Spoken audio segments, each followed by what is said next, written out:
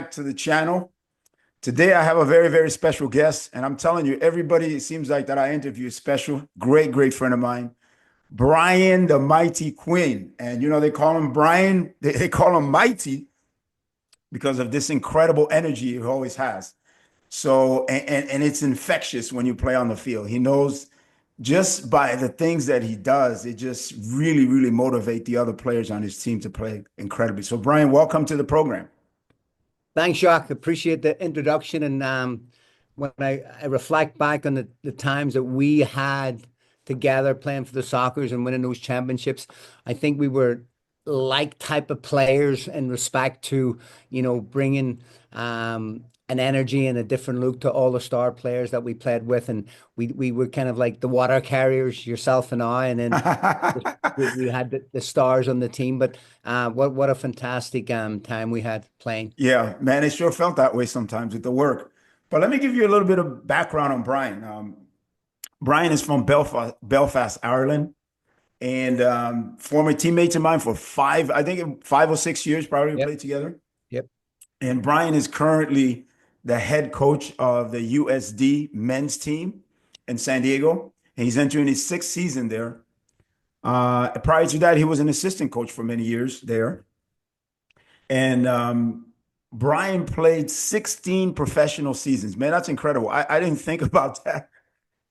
Every time I see the number 16, I look at my number, I go, wow, that's a lot of years, man. That's incredible. Um, with the San Diego Sockers, he won 8 straight championships. And I was fortunate to be, I think, about 6 of those, part of 6 of those with you. He became a U.S. citizen and played on the U.S. national team. Well, when I played on the U.S. team was a little bit before Brian, and then Brian came later and played. He got 48 caps on the U.S. national team. And also, he coached at the highest level. I mean, he's coached at every level, at the youth level, at the high school level, at college, obviously now. And then also he's coaching the MLS. Also, you coached the San Diego Sockers for a period of time after we played way back when. He was inducted into the Indoor Soccer Hall of Fame and the Braybard Hall of Fame, which is an organization that honors San Diego pro athletes in San Diego. But one of the things that I always get excited about Brian is that Brian and Sharon has 6 children and 14 grandchildren. So I always get excited about that, man. And every time I talk to Brian, there's another one born, there's another one coming. So I'm just super Oh, excited. And we Jack. got to ask you, man, One how of do these you days. how do you balance that? Jacques, I was fortunate. I mean, you've known Sharon for many years, and I've said this many, many times that, I got to live my dream. Yeah, I came over to the United States, played in the old NASL, and then played with the Soccers. Was very, very fortunate towards the end of my career to play in the U.S. national team. And obviously, as you know yourself, with your own partner, Marie Claire, that you got to have someone there with stability for and the sure. kindness and an ability to manage all the little things that go on in everyone's daily lives, whether it's transport or, school additions and parent teacher meetings. And, I was there when I could be, but as you know, the life of a footballer, a Yeah. lot of times you're not there. And I kind of thank God every day for my wife. Yeah, it's pretty incredible. Our wives are incredible when it comes to that. Um, so let's talk a little bit about your college experience there. What are some of the most important things you want to teach your players? I think at college, Jacques, that you're dealing with a specific age group in regards to um, kids who are there for to get a degree, but are highly competitive. Right. And what we try to do at the University of San Diego, at least I do within our team, is try to streamline what our expectations are. There's rules and regulations in society as a whole, what you can do, what you can't do, what you have to buy. There's rules and regulations within the university that you have to adhere to at all times. So you don't want to pile on top of everything that the kids have to Right. deal with on a Right. daily basis, because they are motivated in their own right coming to university and wanting to get that degree. So I try to simplify it. And so over the years, Jacques, what I've tried to do is saying, you know, here's how I streamlined it. Be in time. Hmm. If you're on time, it takes away a lot of anxiety. It Yeah. takes away a lot of issues because you have to plan to be on time. You have to be ready. Whether it's a practice, whether it's your classes, whether it's Right. getting on a plane. So it helps a lot if you share that. That would be number one. The second thing, and I say this every single year in our initial team meeting, don't lie. Don't lie, because what happens is when you tell a lie, eventually someone will ask you, well, how did that happen? And then you try to explain that lie, and that leads to something else, and then you start going down a rabbit hole. Yeah. So I try to hold our kids accountable by, be honest. And then the last little area where I kind of emphasize for us as a team and as a good teammate, um, have respect. Have respect for your team. Have respect for this university. Have respect for our community that's Right. involved in San Right. Diego that supports this university. And probably the most important was respect yourself. Make sure that if you're doing something, whether it's inside the university, outside the university, that you be willing and able to do that action or take care of that event if your parents were watching you. Right. So Right. if you provide those guidelines, I can always go back to them. Did you respect the team? Did you respect our university? And if kids grasp that, I think they do really well here. Oh, no, that's great. Those are great advice for sure. What about you, Brian? What motivates you as a coach? Because there's a lot of people who are coaching, and there's a lot of coaches who'll be watching you. What is it that you get excited about coaching? What makes you I tick? think obviously, Jacques, when you played at a high level like yourself and I, that you have that competitive nature first of all. Hmm. It's something that to play professionally you have to have, because everyone you're involved with has that part of the equation. Obviously, there's more talented players than I was, and then you try to get the most out of your ability. So that's probably an intrinsic trait that we both had, where you like to compete. And then getting into coaching, I found that there was a lot more involved Right. in respect to trying to build a team, motivate a team, train a team, set the expectations, and that was like a new spear in my life and a new Right. challenge. So Right. I embraced that. I enjoyed it, and I kind of take every coaching job slash assignment, challenge on its own merit. Whether it was an under 10 boys team, or whether it was the girls varsity team at Bishops, whether it was up in San Jose with the MLS team. I took every challenge on its own merit, and you know at the pro level, you're judged by wins and losses. Yeah, I for think that sure. under 10 level, you're judged on the progress and the development of the players. So I think as you get older, you kind of try to delve into what defines success for that group. Right. For one particular age group or another. That makes a lot of sense. Coaching can be a lonely profession. We both know the professional coach, man. There's a tricky balance there. There's a tricky balance between the college coach, between the player and the coach. You can't get too close to the player, or the players look at you as you're favoring the player. Um, and they tease the player, of course. Hey, you're trying to get the coach to get the best out of the coach. So it's a tricky balance. I mean, how do you deal with that as far as your own self? What are some of the things you do to avoid that loneliness as a coach?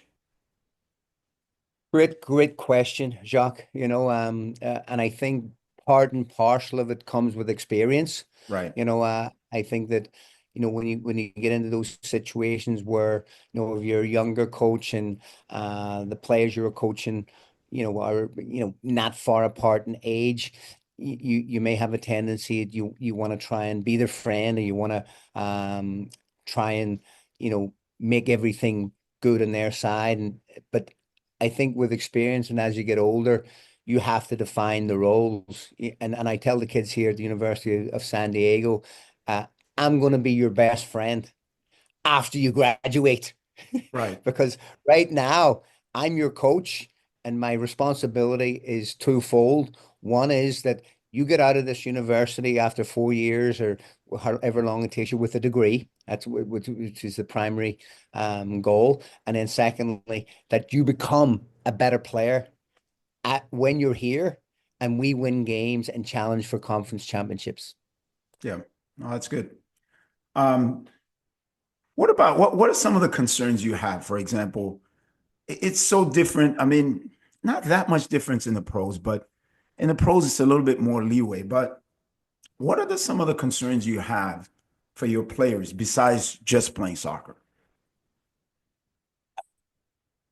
I think that when you're in the college scene and you've been there, invariably everybody that comes in has been a very, very, very good player on Right. their own club team, Right. within their area. And now you're coming into an environment where maybe you're not just the best player anymore. Maybe you're on the periphery of the team. Maybe you're a role player.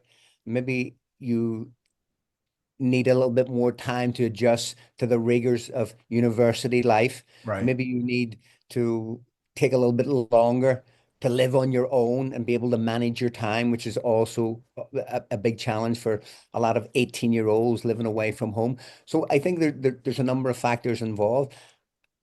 What we try to do is to create an environment that we're here for you for the good times and the bad times. And Right. if there's issues, you know that you can turn to us, number one, and then you can also turn to your peers. And we try to build like a leadership council within our Right. team Right. so that if there's anything that's a concern to any of our players, they can go there and they have a comfort level. And then if it's something that their peers can't handle and they feel that we need to get involved, then they have the trust of the coaching staff that we'll be able to address it. And that's a big thing to trust because people get afraid of that trust. They don't know if they can trust the coach. What's the coach going to do? Yeah. And so, yeah, for sure. What's the recruiting process like for you? Because I know now there's a lot of universities that will interview the parents. They will dig deeper into the player's background before they offer them scholarships, before they commit to them. So, what's the recruiting process like for you?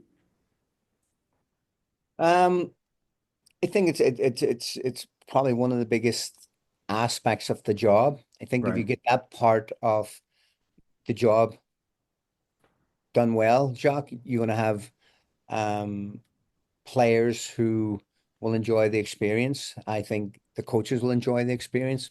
I think there's a number of factors that go involved, and I think you alluded to it a little bit, is, you know, the character of the player. Right. And I do remember, I think it was may have been Ron Newman when you and I were playing for the Soccers, and if you have if you've ever had a conversation with him and you watch people playing at a pro level, a lot of times you can see their character traits on the field, Yes. Yes. which transfers into their daily life. So if they're not running hard, they're not working hard, that's not going to change off the field. If No. you see that they're committed to the team all the time, that's the way they'll be. And it's one of the truisms of sports at every level that, sometimes the sports illustrates the character of the player. So that's one part.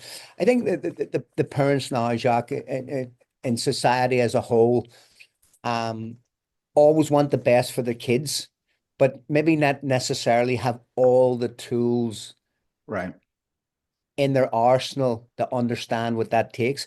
Because at the end of the day, I'm not coaching the parents. I'm going to be coaching the player. And if there's issues, I would rather deal with the player and have the player have some resiliency when there's problems or issues that arise and then deal with it.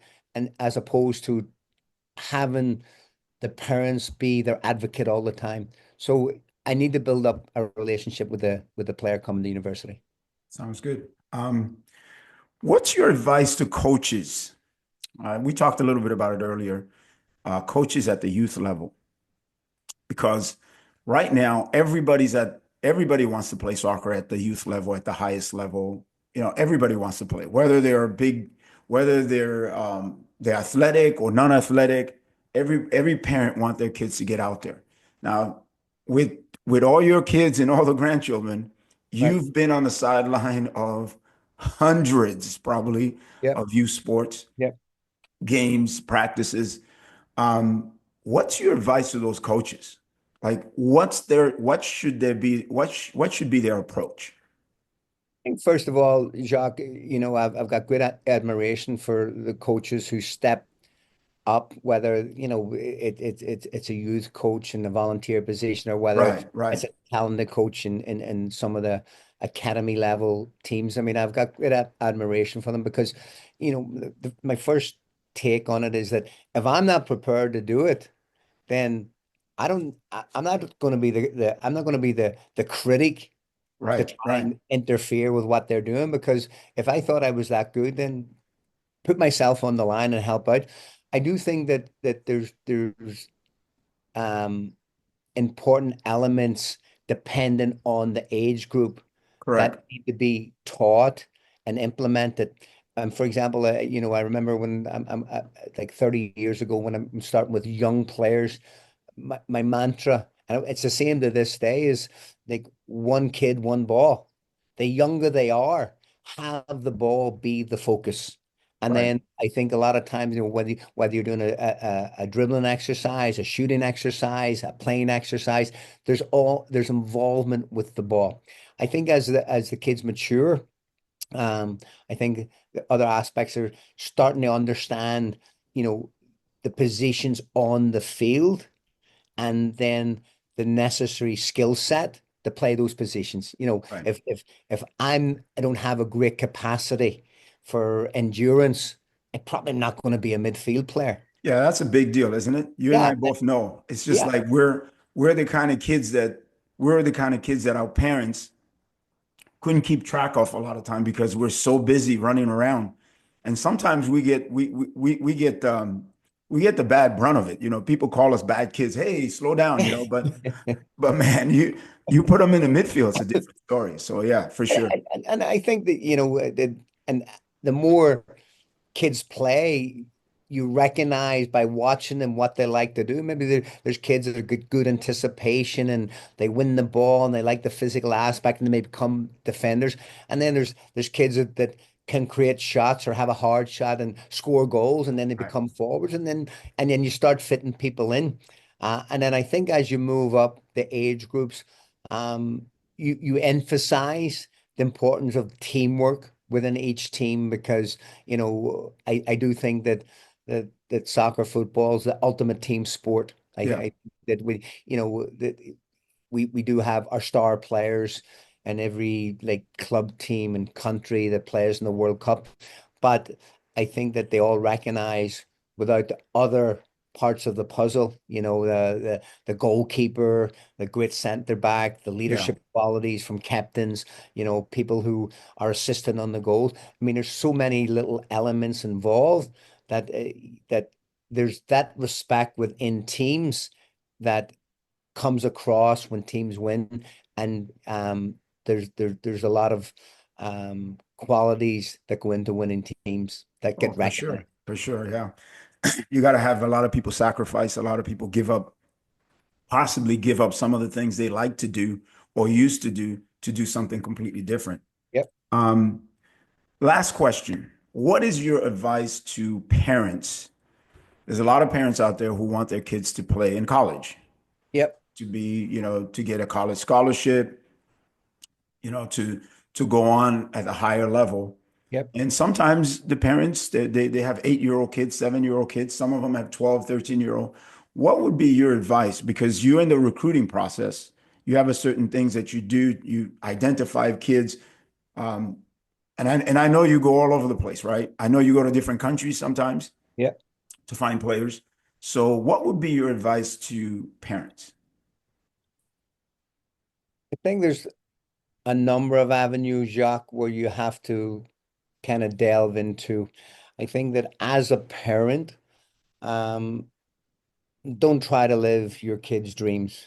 I mean, provide the environment for them to thrive, um, and enjoy the journey, so to speak. If you're involved with an 8 or 9 year old son or daughter, and your expectation is to play for the United States men's national team or the United States women's national team, that's all well and good.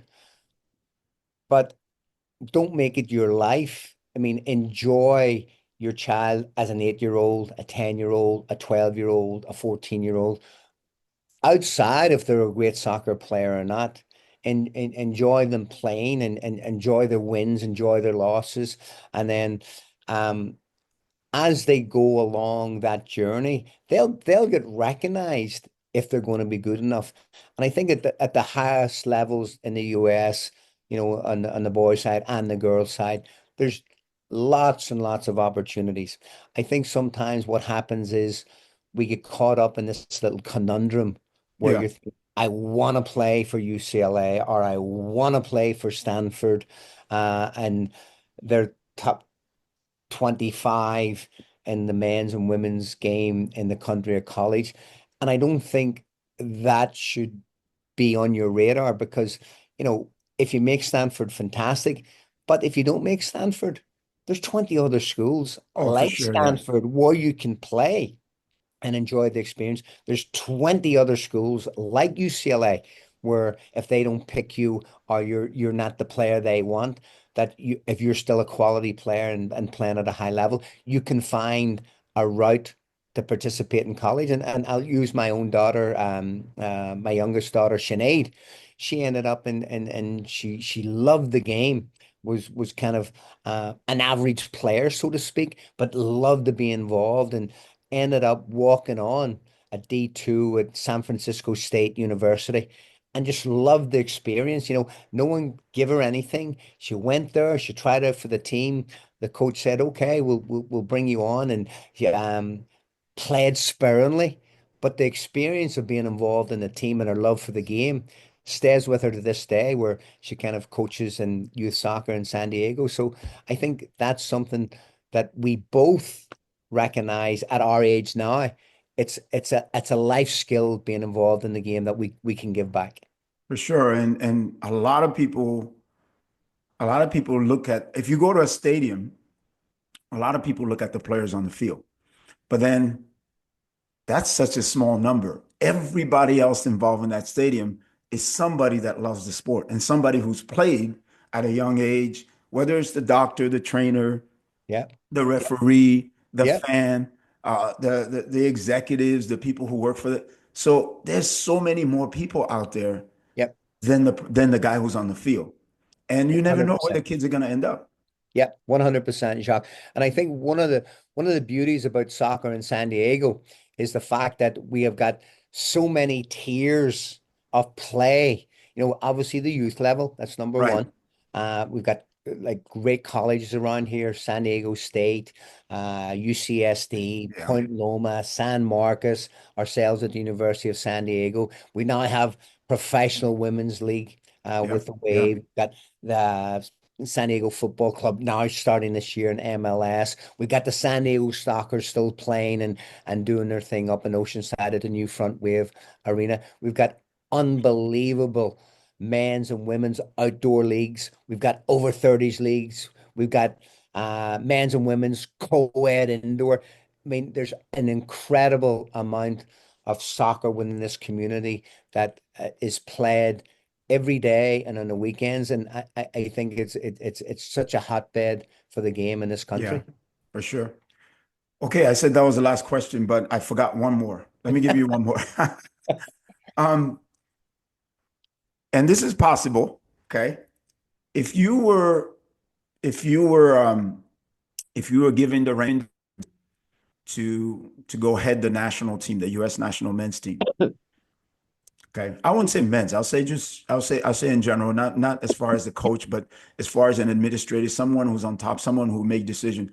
What are some of the things you would change to that you see that might need to be changed to help the development of the U.S. national teams? I think, you know, I think it any country, Jacques, that's kind of the games ingrained within the society is probably the starting point. Um, two aspects I would do. Number one, I would continue to kind of create a technical base for skills for younger players. I think that's becomes so important because you can't get away from you know the touching the ball and the quality around the goal and the passing over distances and the combination play. So that aspect I would continue to encourage, and the younger the better. That would Yeah, be number one.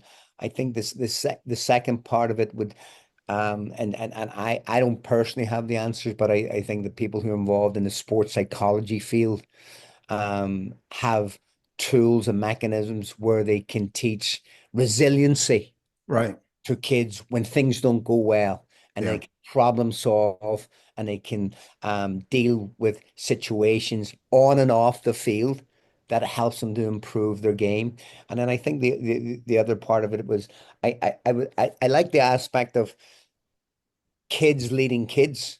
I think that it doesn't always have to be us, you know, right. to create the games and the environment. It would be nice that, if you and we take 32 kids and then we're there and we're the referees and we let the kids put themselves into 8 teams of four and create their own teams, or Yeah, let go into 4 teams of eight and then they play against each other and we referee, but we're not driving the sport. Having said that, Jacques, and we've both been here for a very long time. When we look back and we reflect where the game was prior to the 1994 World Cup, it's grown immensely yes. at Leaps and every bounds. at every single level. And we had the indoor league back in 1994. There was no professional outdoor league. There was no professional women's league. Um, I think that what we've seen now with the advent of MLS and the National Women's Professional League, the growth at the top end within our country, but underneath that, there's been immense strides at every single level. And Yep. if you look at San Diego FC that's coming in the MLS this year, that's going to be the 30th franchise. And back in 1996, when MLS formed, there was only 10 teams in It the was only country. 10. That's That's right. Yep. incredible growth. And I see another growth happening after the World Cup comes here in Mexico and Canada in 2026. I think there's going to be another boom to the sport. Yep. That's great, Brian. Thank you very much for spending the time with us, man. It's always a pleasure. I look forward to seeing you again at some point at the alumni games, and I'll have to text you to get kind of your college schedule. I'd love to bring some kids there too to those games. So, Très bien, mon ami. all right, man. Très bien. Happy New Year. We'll Bye, talk to you Jacques. soon. Thank you. Thank You're you. welcome. Bye bye. Bye-bye.